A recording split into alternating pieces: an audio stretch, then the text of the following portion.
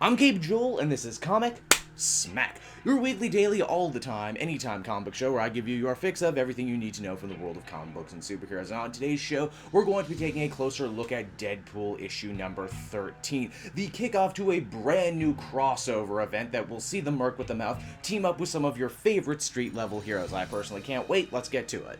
Alrighty then, so you remember a few seconds ago when I told you Deadpool number 13 kicks off a brand new crossover event? Well, I was telling the truth, but you see, it's so much more than that. When you pick up this comic, not only do you get a Deadpool story, but you also get special point ones from Daredevil as well as Power Man and Iron Fist. So essentially what you have here is a Marvel event where you don't have to actually track down all the individual issues that make up the story. They're all right here for you, so man, I'm gonna have a lot to cover. Let's get to it. So as we join the comic, a slimy Wall Street banker type, and I mean really, are there any other types, is getting the screws put to him by the local New York triad. Apparently this dude gambled with a bunch of their money and lost. The banker tries his hardest to get out of Dodge by placating the triad with a bunch of diamonds he has no doubt also stolen. Only here's the thing, the triad wasn't the only one this guy ripped off. He ripped off the Russians too. And instead of taking care of things themselves, the Russians have decided to outsource this problem to Typhoid Mary, everyone's favorite multiple personality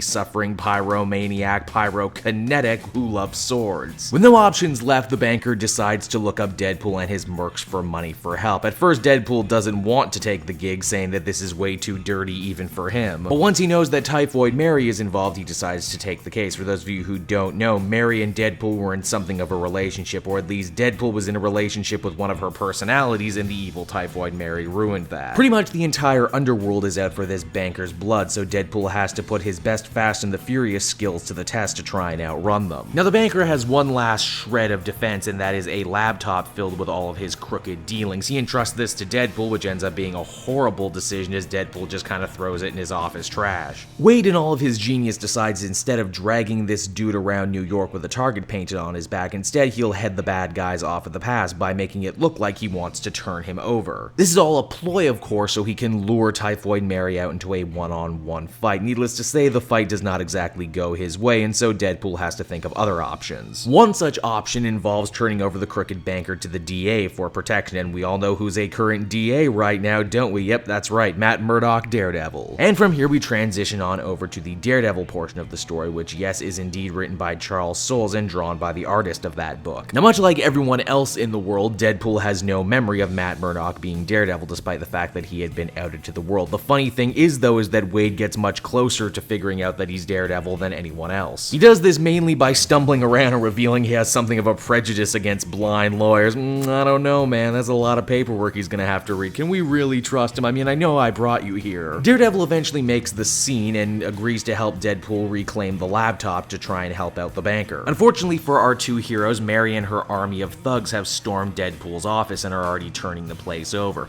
During the fight, Deadpool actually gets his eyes burned out of his head by Mary. This leads to a funny scene wherein Deadpool claims, "You have no idea what it means to be blind, Daredevil. Why are you giving me such a hard time?" This ends up being a bust for everyone involved because the garbage for the day has already been taken out, which means the laptop is long gone. With no other choice and knowing full well he can't do this alone, Deadpool decides to reach for some outside help, that help being Power Man and Iron Fist, the new heroes for hire. And from there we transition on over to their portion of the story, which is mainly the three heroes attempting to dig through the dump to try and find a laptop, quite literally a needle in a haystack. This is comedic gold. Luke Cage, of course, being a father now, is trying desperately not to swear even though this situation is making him angrier and angrier. Danny, on the other hand, is trying to be calm, cool, and collected and saying, "They're gonna find that laptop any minute, guys, you just gotta believe," only for Deadpool to eventually get on his nerves so much he's the one who ends up snapping and wants to hit him. Of course, it's only a matter of time until once again Typhoid Mary and the Goon Squad find our heroes, which means we get a big old fight with everyone. Luckily, Deadpool's clowning around didn't slow anyone down because they do actually find the laptop, and Deadpool even gets the upper hand on Mary in the fight. But oh, we still have one more part to go because once again we switch back to Jerry Duggan and the art style changes once again too. Mary, we find out, was only playing possum because she comes to, grabs the laptop, and then makes a break for it in a garbage truck with Deadpool chasing not far behind. This leaves Power Man and Iron Fist to deal with more thugs. Daredevil, who had pieced out earlier on, joins the chase, and the two of them double team Mary into submission. The interesting thing is that you think for a second Deadpool might actually kill Typhoid Mary for all the trouble, but he actually takes mercy on her. He says that he loved a part of her once and that she doesn't deserve a jail cell, she deserves some psychiatric help, which Agent Preston and S.H.I.E.L.D. are actually able to provide for her. Daredevil is especially moved by this turn of events and no doubt can see a lot of himself reflected in Wade here at this moment. With Matt Murdock's help, all the baddies are put away and Deadpool even helps replace Danny and Luke's clothes that he ruined with a bunch of garbage juice. What does he give them? Well, Deadpool branded merchandise, of course. Deadpool number 13 and all these subsequent issues combined wherein is one a hell of an experiment for Marvel in event storytelling. Chances are if you're anything like me when you've been reading past crossover events, you just want to say, hey, why can't I read this all at once? Well, apparently Marvel has heard you and now they're giving you a chance to read it all at once. This is a Deadpool story through and through, and all the different writers do have their own take on the character. They're not really radically different or anything, but you know, they're noticeably different. If I had a complaint for this crossover experiment, is that the actual main story itself was pretty simplistic. Then again, I guess it sort of had to be, didn't it? Also, while I enjoy seeing Typhoid Mary again as a villain, she did start to strain credibility there at the end that she could fight Deadpool and the Heroes for Hire and Daredevil and actually get the upper hand multiple times. Also, for a whole story that's based around us being worried whether or not the banker is going to get killed, I didn't personally like him enough to really care if he lived or died. Maybe that's my own personal feelings towards corrupt bankers. Ho ho! Overall, this was a solid workman-like story, and you're definitely getting a lot of bang for your buck when you pick this comic up, which is overall why I would give it an 8 out of 10. Hey everyone, thanks so much for watching my newest video. I hope you enjoyed it, and while you're here, why not check out another video I have on offer, or maybe if you're feeling in a supportive mood, you want to like or subscribe. And if you want to support the creation of more videos just like this one, then please by all means check out the Cape Joel Patreon. A little bit goes a very long way, and I will see you all next time.